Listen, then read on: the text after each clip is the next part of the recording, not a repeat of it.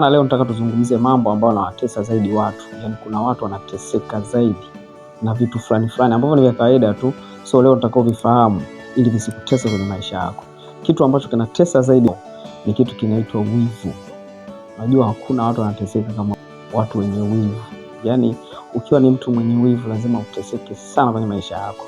So unakuwa ni mtu ambao unateseka kwa mafanikio ya watu wengine, kwa ajili ya vitu vya watu wengine. Yaani kuna mambo fulani ambayo watu wanayo unatamani labda ile mambo yangekuwa yako. Yaani unateseka kwa sababu ya mafanikio ya watu. Yaani umeshindwa kupambana kwenye kufanikiwa wewe, lakini mtu akifanikiwa unateseka. Mtu akifanikiwa wewe unaona wivu. So wewe ni mtu ambaye unateseka zaidi kwenye maisha. So tabia ya wivu au roho ya wivu ni roho ambayo inatesa sana watu. So usione mtu amekonda, ana maisha fulani hivi, yaani amekondana. Kwa hiyo labda anaumwa, sijui ana magonjwa huko, sio ana ukimwi, hapana. Ni roho ya wivu. So ukiwa na roho ya wivu, lazima uwe mtu wa mateso sana. Utateseka sana kwenye maisha ukiwa na roho ya wivu. So kama una roho ya wivu, anza kuacha. Ukiona mtu amefanikiwa, kama una nafasi ya kumpongeza, mpongeze. Kama una nafasi ya kumsifia, msifie. So usichukie na usiwe na roho ya wivu kwenye mafanikio ya mtu au kwenye kitu ambacho Mungu amembariki huyo mtu. So uwe na roho ya pendo. Mtu akifanikiwa mfurahie, mtu akifanikiwa mpongeze. Hivyo unaishi maisha ya raha sana. So ukiwa na roho ya wivu, utaishi maisha ya mateso sana. Roho ya wivu. So kama una wivu, anza kuacha wivu. Utateseka maisha yako yote. Tabia nyingine ambayo inawatesa sana watu au roho nyingine ambayo inawatesa sana watu ni roho ya chuki. Ukiwa na roho ya chuki, ukiwa ni mtu kuchukia vitu, utateseka sana. Roho ya chuki ni mbaya. Siwe mtu kuchukia mambo. Kuna wakati mwingine jitengenezee furaha. Furaha ya maisha yako inatoka ndani ya moyo wako. Yaani wewe ndio una uwezo wa kutengeneza furaha ya maisha yako. So ukiwa na roho ya chuki, utakuwa ni mmoja kati ya watu wanaoteseka zaidi kwenye maisha. Ukiwa na roho ya chuki, unakuwa ni mtu ambaye huna amani ya moyo. Ukiwa na roho ya chuki, utakuwa ni mtu ambaye hupendi na watu. Ukiwa na roho ya chuki, unakuwa ni mtu ambaye hupendi watu wengine. So roho ya chuki ni roho mbaya sana. So ukiwa na roho ya chuki, kila siku unakuwa ni mtu kugombana na watu, unakuwa ni mtu kutengwa na watu, unakuwa ni mtu wa stress, unakuwa ni mtu wa mateso. Unaishi maisha ya mateso kwa sababu ya roho ya chuki. So usichukie vitu, usichukie mambo fulani ya watu.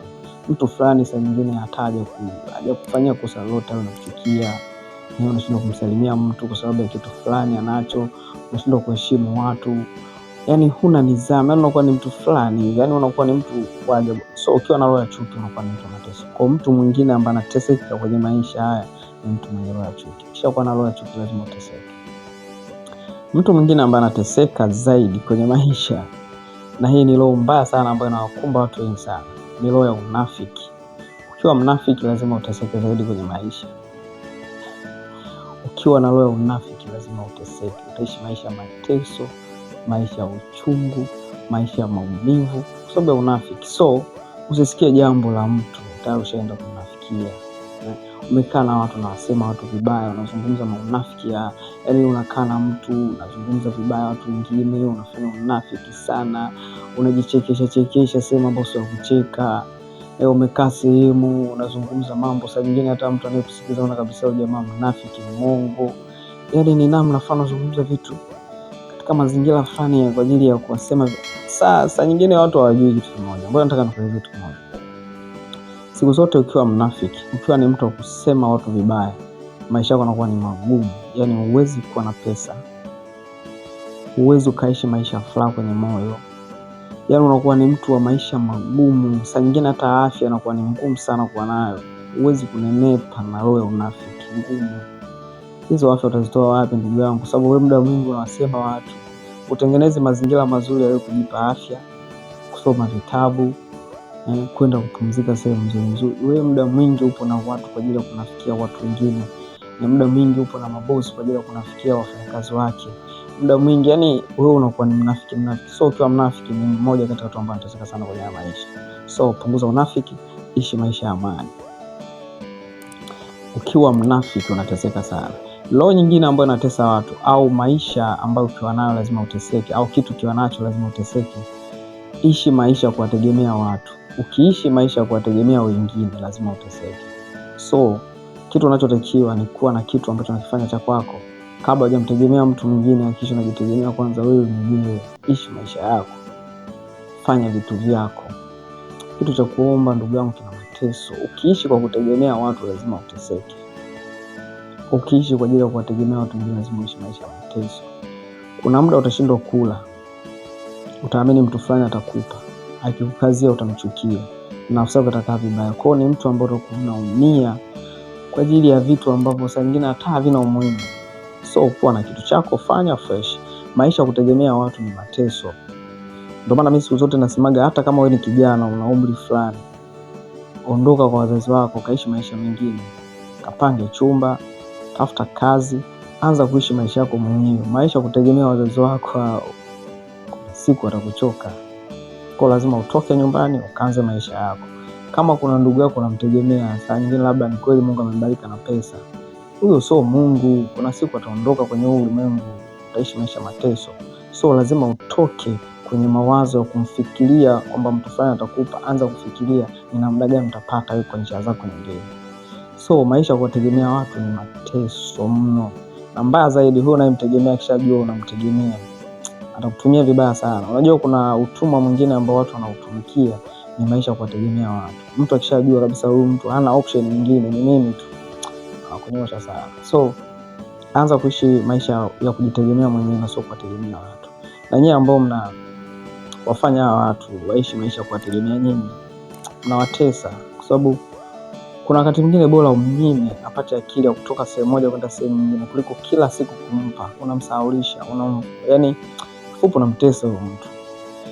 Na wewe mwenye akili zako timamu, na miguu na akili, una kila kitu, yani wewe uko vizuri, ni nguvu unayo, unaishije maisha kumtegemea mtu? Kwa nini unaishi maisha kumtegemea mtu? So kama unamtegemea mtu, anza kuacha leo. Ishi maisha kujitegemea mwenyewe. Lijali mwanaume, unamtegemea mwanaume mwenzio.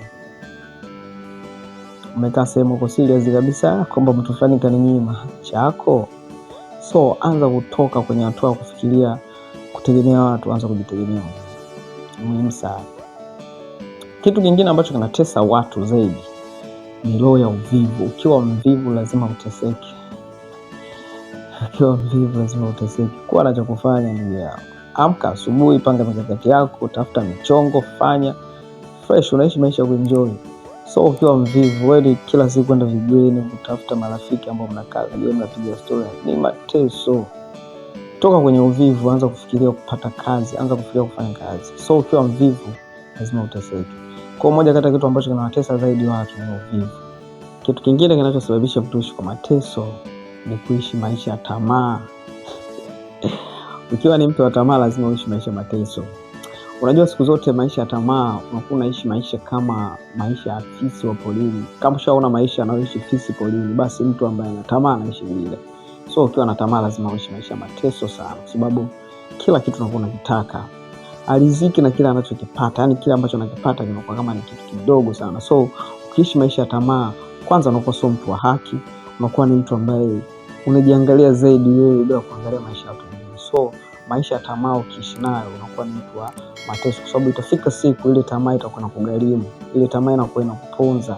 Kuna muda mwingine unaanza kuteseka, kuna muda mwingine unaanza kuumia nafsi, roho inauma, kwa sababu kuna vitu fulani kwa ulifanya ambavyo havina haki. So hivyo kwa ukiishi maisha ya tamaa inakuwa ni ngumu. Saa nyingine unakuwa unatamani kila kizuri kiwe chako, kila kitu kiwe chako, na saa nyingine unapokosa vile vitu ambavyo ulikuwa unavitamani, unaanza kuishi maisha maumivu, unaanza kuishi maisha mateso, unaanza maisha ya kuteseka. So kama unaishi maisha ya tamaa, achana nayo. Rizika na ulicho nacho, focus, fanya kazi kwa bidii, kila unachokihitaji kitakuja. So lazima utumie njia ambazo sizo kupata hicho tunachokitamani. Kwa maisha ya tamaa yanawatesa sana watu. Kitu kingine ambacho kinasababisha watu wanateseka sana kwenye maisha, yeye anatugusa sana sisi vijana. Wala sisi vijana ndio tunateseka zaidi. Kufeki maisha. Wengi wanataka kuishi maisha ambayo sio yetu. Tunaishi maisha ya watu wengine. So kuna mtu anatamani awe Mo. Kuna mtu anatamani awe Balesa wakati ni kuna mtu anatamani labda awe Diamond Platinum wakati yeye. So unakuta macheni kibao, kaweka macheni shingoni mengi, saa nyingine mavyuma tu, matetenus kibao mshingoni na kuparua na kuharibu. So kwa nini unaishi maisha kama haya? Unakuta mtu kaningeza mafunguo hapa kwenye kiuno, kama na majumba sio 200 na apartment kibao. Maskini ya Mungu anaishi nyumba kupanga, na saa nyingine hana gate, anakaa kwa mshikaji. lakini funguo kibao, funguo za gari nyingi, kuna hata baskeli. So usiishi maisha ya kufake, ishi maisha ya uhalisia. Ukiishi maisha yenye uhalisia, unaishi maisha ya kuenjoy. Kama unacho, kama huna. Huna haja ya kuforce mambo, kufanya vitu uonekane wewe ni mtu wajua wakati wewe ni mtu. So usiishi maisha ya kufake, ishi maisha ya kweli, ishi maisha ya uhalisia. Kwanza ukiishi maisha ya kweli unakuwa ni mtu mwenye amani sana. So kama kuna mtu anaishi maisha ya kweli, anaisikia video, basi anaelewa ninachozungumza. Lakini kama una fake maisha, basi unajua sana mateso unayopitia, najua unateseka sana. So usiishi maisha ya kufake, ishi maisha ya kweli, ishi maisha yenye uhalisia, una enjoy ndugu yangu. Lakini ukiishi maisha ya mateso unakuwa mtumwa. Ukiishi maisha ya kufake unakuwa mtumwa. Ishi maisha ya kawaida. Huwezi kuwa moa wakati wewe ni mtu fulani. Kama kuna uwezekano, pambana, utafika hapa. Lakini huna haja ya kuanza kuishi maisha leo wakati una kitu. Na maisha yanatuchelewesha sana. Saa nyingine hata msaada unakuwa ni ngumu kupata, kwa sababu kuna watu watakuona wewe ni mtu aina fulani, kumbe maskini ya Mungu una. Ukipata tatizo, asimekuba. Nimeona hata wasanii wengi wanapitia hizo changamoto kwa sababu wana fake sana maisha. Alafu siku akiuma ndo analeta michango kwa mashabiki, bwana mtu fulani anauma figo tumchangie. So mbona kama alikuwa anaonekana bilionea, vipi mkaaje? So ukifeki maisha, kuna siku utateseka, au utateseka pale mambo yanapoenda tofauti, kuficha ule uhalisia, utateseka sana. So usifeki maisha.